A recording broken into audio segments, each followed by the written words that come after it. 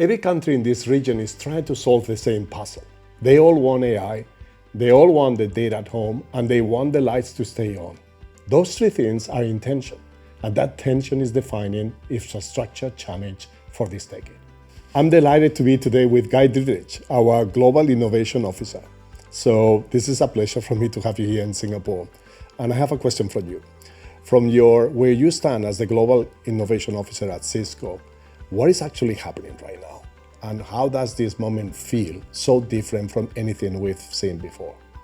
Well, the reason it feels so different is because it is. We are moving at a pace that we have never seen in terms of innovation. We never experienced this. As societies, we're used to ages. So we had the industrial age, 240 years. We had the information age, about 45 years. Plenty of time to adapt, to innovate, to get used to it. Then we had the digital age, which lasted about 15 years. A little more rapid, but still time. And today we're in this thing called the AI micro age, or this AI moment, where AI has been in the public consciousness for about 3.5 years since ChatGPT emerged onto the scene. And it's about to be embedded in everything. AI is about to become invisible. And then we're going to be on to quantum. And then we're going to be on to neuromorphic. And we're going to be on to the next thing. The point is that we are churning so fast that we've never experienced this before. And we're trying our very best to keep up. Yeah, sometimes I think back in the 90s with the internet, it is kind of the same. But then, as you said, ChatGPT, it seems that it was a decade ago. And it was just a couple of years ago, right? Here at Cisco, we've had AI embedded in our networks and our security for over a decade. In fact, in academia, the first AI publications or first AI references were back in the 1960s. So AI is nothing new to us, but to the rest of the world, it came to public consciousness through ChatGPT just 3.5 years ago. And you see it at the intersection of government, academia, and the industry, in a way that very few people do. So it's a privilege. Where is the pressure? The pressure, I'd say that thread of continuity across every single government with whom I engage is a sense of urgency. They know that this pace of innovation is happening, and it's happening to them, it's happening around them. And they really want to make sure that their populations are skilled up and ready to take full advantage of all of this technological pace of change. And that's really what they're focused on. How can we prepare our societies to meet this moment?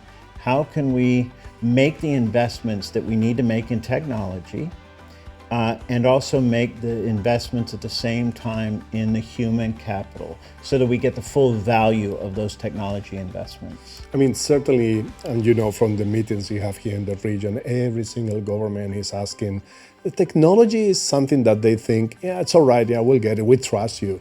But it's more about how we bring the people up to this, because the transformational impact of AI is going to be such that it's not just the younger generation, they want everybody to be trained on it. Is that what you're seeing as well from your conversations? Technology is going to move forward at its pace. We don't have to worry about technology being a bottleneck. The bottleneck in terms of this digital transformation, this AI transformation, is the human bottleneck. It's getting people up to speed so that they can be skilled at the speed of innovation. That's the best way to put it. If we're not skilling at the speed of innovation, we are not doing our job. We are allowing those human beings that are so important to stay in the loop to fall behind and become less and less relevant. We always focus, unfortunately, on what's going to be lost. So WEF came out, World Economic Forum came out with a study that said that 92 million jobs were going to be displaced by AI and digitization between now and 2030.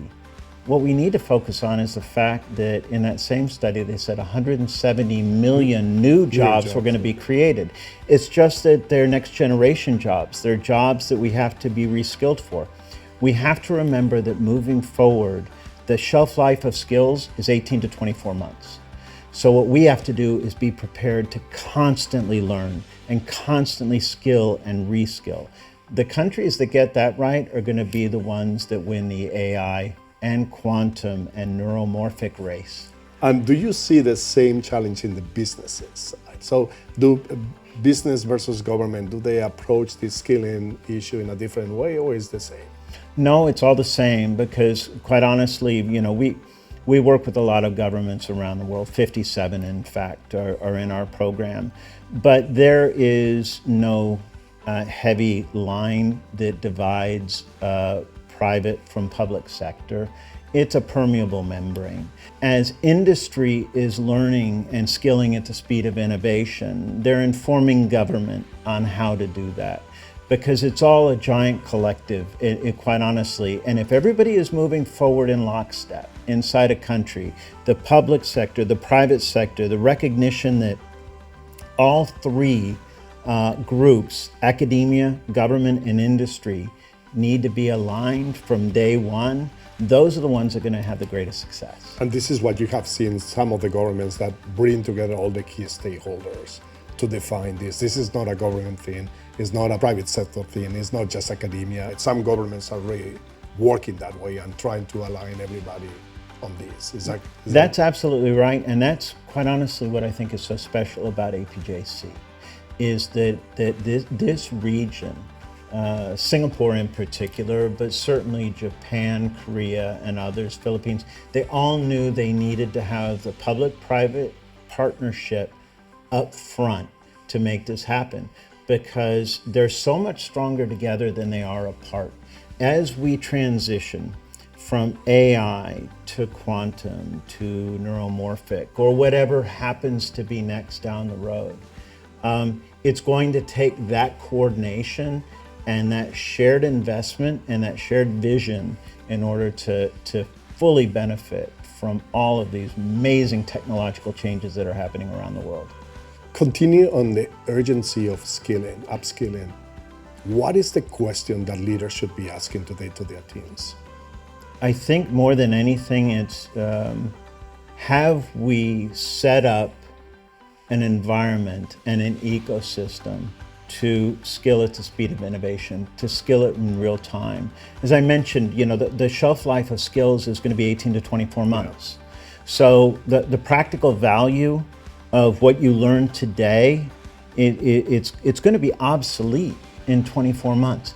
So what that means is we have to set up skilling so that it's accessible to anybody and everybody, that it is accessible when and where they need it and how they need to consume it. So instead of carving out 2 weeks to have somebody sit down and go through a training program in some distant city, the old model, it has to be accessible in real time at their desk when and where they need it. It's going to be a dose of training, of information, of skilling that's going to be relevant for them for a period of time until technology churns again, and then they get hit with a new dose. And I think that is going to be, that agility built into the skilling motion is going to separate those that are successful from those that aren't. Skilling at the speed of innovation and investing in both human and technical skills. Guy, thank you very much. My pleasure.